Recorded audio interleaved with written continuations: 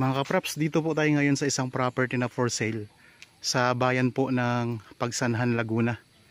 Itong direksyon na ito ay papunta po sa town proper ng Pagsanhan. Nasa 12 minutes travel time lang po.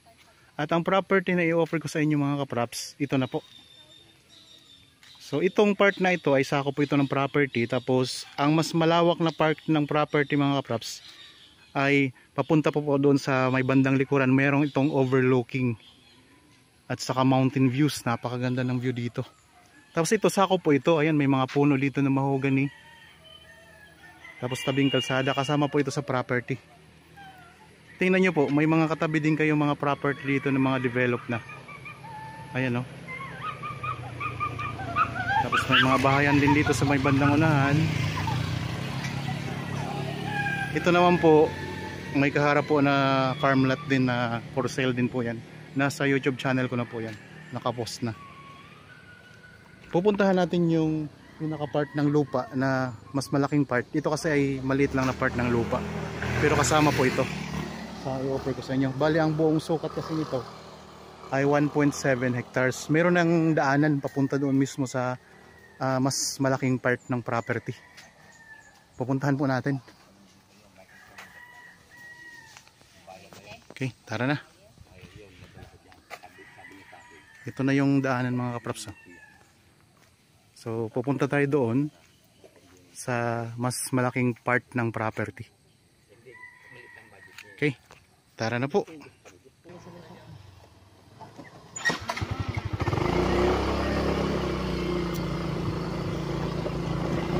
Pakita na namin sa inyo mga kapraps yung overlooking views. At saka meron itong rest house na kasama na sa loob. Itong kalsada na ito ay daanan na po ito papunta sa property. Wala na kayong problema sa kalsada dito.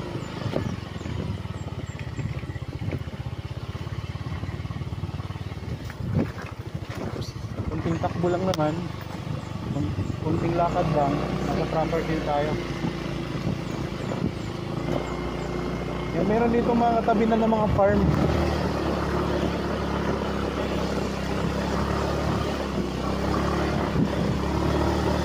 Okay, malapit na po tayo mga kapraps.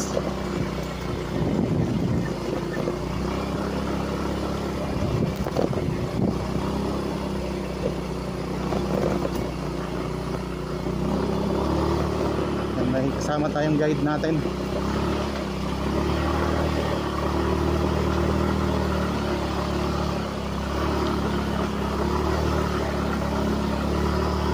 Ito na.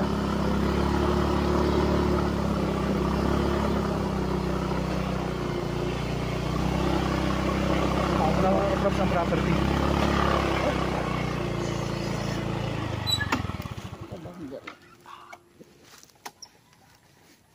Okay, nandito na po tayo. So yung unahan na bahagi kanina pinakita ko, yung tabing kalsada, kasama po yun. Tapos dito na tayo sa mas malaking part ng property mga kapraps. So ito yung dinaanan natin. Ito na yung boundary ng property. Yan, ikutin po natin ito. Marami din itong mga tanim na prutas. Yan, ipakita ko po sa inyo ang mga tanim dito. Yan, dito sa bungad pa lang mga kapraps. Ayan, mayroong dalanghita. Tapos mayroong rambutan. Dito mayroong langka. Tapos hanggang dyan ang boundary mga kapraps. Dito po simula nitong tubo na ito. Meron na itong linya ng kuryente. So kita nyo naman po, meron ng wire yan mga kapraps. Linya ng kuryente. Yan, ang mga tanim dito, mga puno ng mangga. At ang ganda po ng tsura ng lupa kasi puro Carabao grass na. Yan, ang ganda mga kapraps. Carabao grass na. Ito, puno ng mangga. Tapos meron kayo ditong mountain views. Ito, ang daming mangga dito mga kapraps. Yan. Mula diyan hanggang doon po yan mga kapraps ang boundary. Yung may mga nakikita nyong medyo maraming puno na, yun na yung pinaka boundary ng property. Tapos dito tingnan nyo po. Ang ganda ng view dito. Puro barbed wire po ito. Sorry, puro Carabao grass. Yan, hanggang dito sa puno ng mangga ang boundary niya. Pupuntahan natin yung rest house. Meron na kasi itong kasamang rest house. Ayun oh. Rest house mga kapraps. Tapos dito ito ay mayroon ditong maliit na creek. Nasa ngayon wala pa po siyang tubig. Yan yung pinaka boundary ito. Yung may kawayan na yan. Tapos itong mangga. Tara. May mga tanim na mga rambutan na yan. Daming bulaklak na rambutan oh.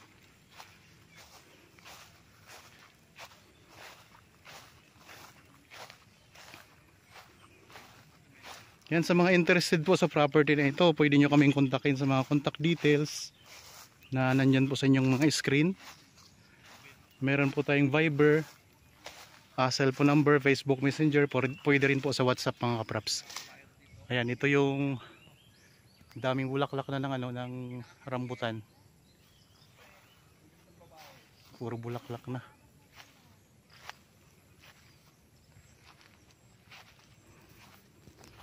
Anong puno nga ito, Hazel? Anong puno to? Ito?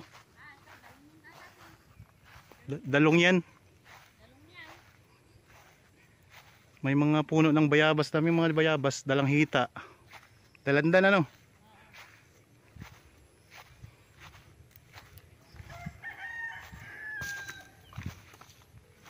Punta tayo dun sa may taas na bahagi para makita natin yung yung overlooking view.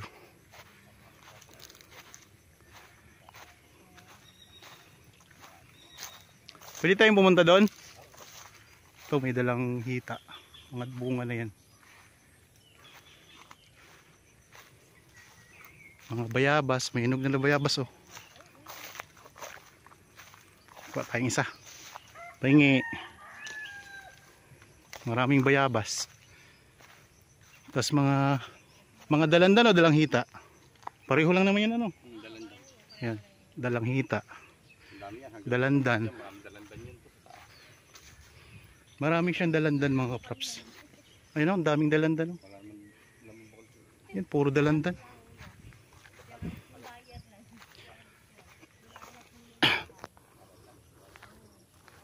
Ito ang rest house mga kapraps. Tayo.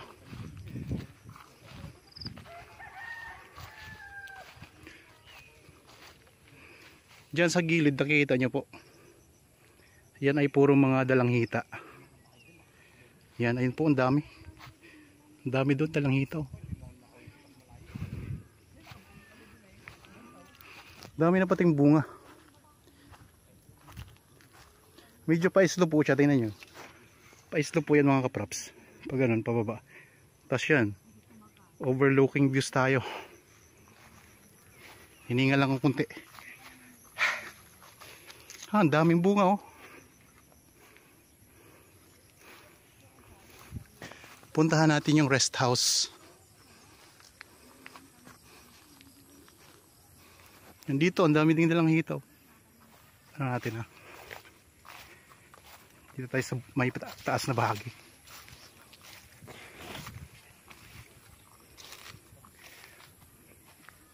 Meron ng bakod na barbed wire. Tingnan nyo po. Yan. May mga bakod na yan na barbed wire mga kapraps. Puro dalang hita. May saging din oh. Tapos ito yung pinakamagandang view niya mga kapraps oh. Overlooking view. Tapos dito daming mga dalandan na tanim.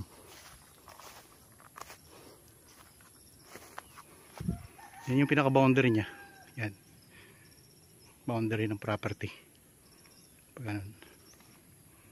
Daming mga rambutan din dyan. Punong-puno ng ng bulaklak.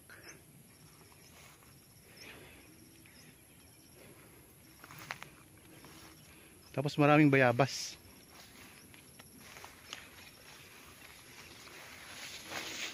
May malaking bunga ng bayabas.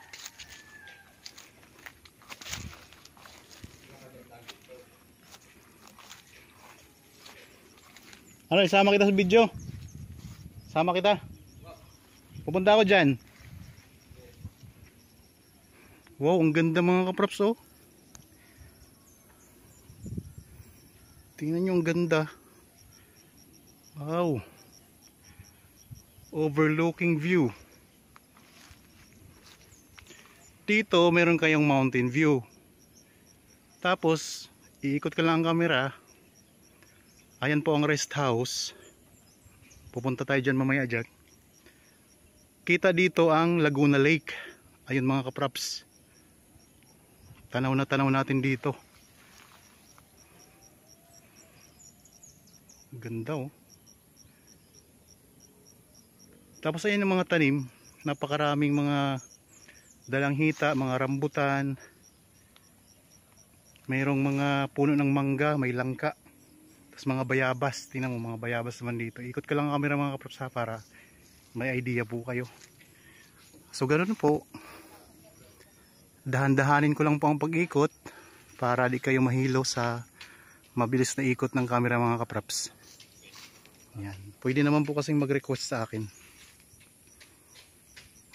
May mga nag-comment po kasi na kapag mabilis ang ikot ay naano sila, nahihilo sila. Yan, ikot natin. Ganda, no?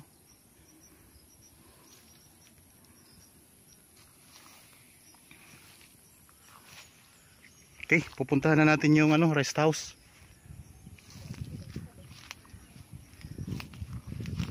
Pasok tayo sa loob para ganda nito.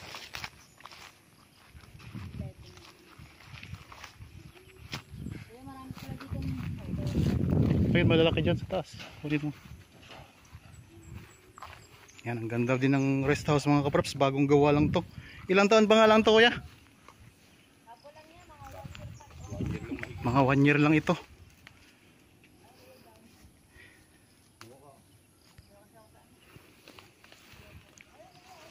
Ito kasi ay ang nabenta na rin kasi namin to dati. Tapos ang buyer po namin, pinatayuan niya ng rest house. Ito na nga yung rest house. Tapos ngayon po nagdesisyon siya na ibenta din uli. Pero tignan nyo naman ang ganda dito sa lugar na to mga kaprops. Ang buong sukat po nito kasama po yung kanina, yung pinuntahan natin, yung pinanggalingan natin na maliit na part ng property. Ang buong sukat talaga nito ay 1.7 hectares. Ito ay titulado mga kaprops. Ang ganda dito, tingnan nyo. Ito, nandito na tayo sa rest house mga kaprops. Yan, ipakita natin. So, ayan ang bubong niya. Ayan. Ikot natin ulit ang camera para kasi napakaganda talaga niya, oh, ang view dito. No, dandahanin ko lang pag-ikot. Yan. May linya na ng kuryente. Ayan ang linya ng kuryente mga kaprops. So ito yung left side ng property. Yan. Maraming tanim yan. Tapos ito yung harapan ng rest house. Yan yung view mo. Tanaw na tanaw mo dito ang Laguna Lake. Ayun ang Laguna Lake mga kaprops. Tapos may mountain view ka dito. Ayan, may mga puno ng kawayan, mga bayabas. Tapos may mga dalanghita. Ang daming dalanghita dyan, oh. Yan, mga dalanghita po yan. Tapos ayun, may mangga. Tapos doon din sa bandang gilid may mangga. Tapos doon may may mga mahogany na puno. Tapos langka. Yan dito, ang sahig ng rest house mga kaprops ay kahoy siya. Ganda. Yan. Native. Pero semento po ang dingding nito. Yan, ito yung gilid. Yung gilid ng rest house mga kaprops. Yan naman ang view mo dito sa may bandang gilid ng property. Sa right side. Yan ang view mo. Yan, puro Carabao grass na rin ang ano niyan, ang tanim. Yan oh. Nakaka-relax talaga dito mga kaprops. Subukan natin kung mabuksan natin yung ano. So nakalock po, hindi tayo makapasok sa loob. Wala yatang susi. Pero ang ganda ha. Tingnan nyo. Ganda nito. Yan. Ito naman po yung pinakaalikuran ng property mga kapros. Ang ano, rest house pala. Yan, meron ng mga lababo. Ganda ng lababo. Ito yung pinakakusina nila. Okay. Ayan, may CR. Ito yung CR mga kaprops. Tingnan natin kung kaya natin buksan ito. Ay, so nakalock po. Hindi po tayo makapasok sa loob. Pero ayan, may idea na po kayo sa itsura ng rest house mga kaprops. Ano yun natin ah. Kuhanan ko lang. Ayan o.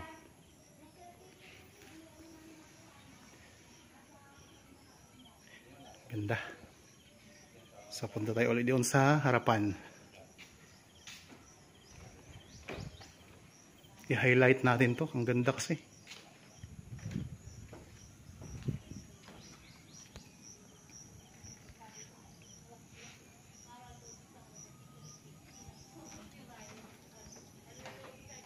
Yan. Okay, baba tayo ulit. Pupuntahan natin yung gilid ng bahay. Para ikot na ikot talaga natin to.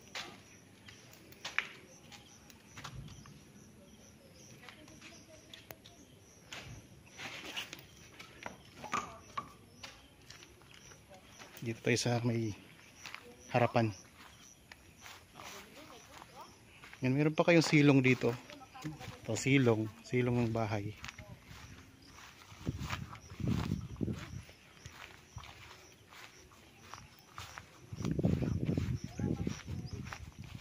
Ganda mga kaprops, may rest house na kayo.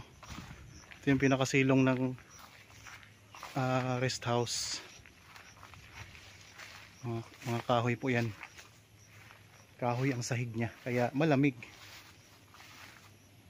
Fresh. Puntahan natin ang kabilang boundary nito.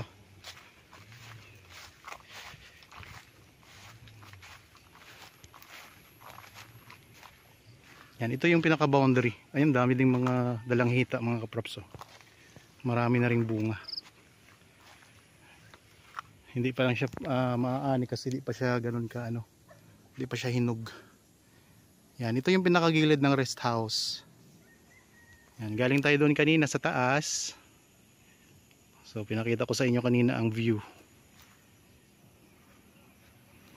Yeah, kung kaya mga kaprops, kung ito'y interested po kayo sa property, pwede nyo po itong bisitahin. Meron kayong part ng property na katabi ng kalsada, tapos may kalsada na po dito pagpunta sa mas malaking bahagi ng property. 1.7 hectares ang kabuang sukat nito. Meron na kayong rest house. Yan, kung gusto niyo po yung pagandahin, pwede naman mga kaprops. Ang ganda ng view dito sa loob ng property. So ulitin ko lang po. Ito ay matatagpuan natin sa bayan ng Pagsanhan, Laguna. Merong mountain views. Merong overlooking view natanaw yung Laguna Lake. At marami pong mga tanim na prutas. Mga dalanghita po ang pinakamarami dito. May mga rambutan din po. Mangga. Mayroon din puno ng langka. May mga bayabas. Kaya kung nagustuhan nyo po ang property na ito, kontakin nyo lang po kami mga kaprops para kung gusto nyo makita ng personal, magpa-schedule lang kayo sa amin. Okay? Para po sa mga bago pa lang sa aking channel at napadaan lang po dito sa aking channel, huwag nyo pong kalimutang mag-subscribe at pindutin na rin po ang notification bell para maging updated kayo sa mga bagong property na i-offer namin. Maraming salamat po. Lagi tayong mag-iingat at God bless po sa ating lahat mga kapraps.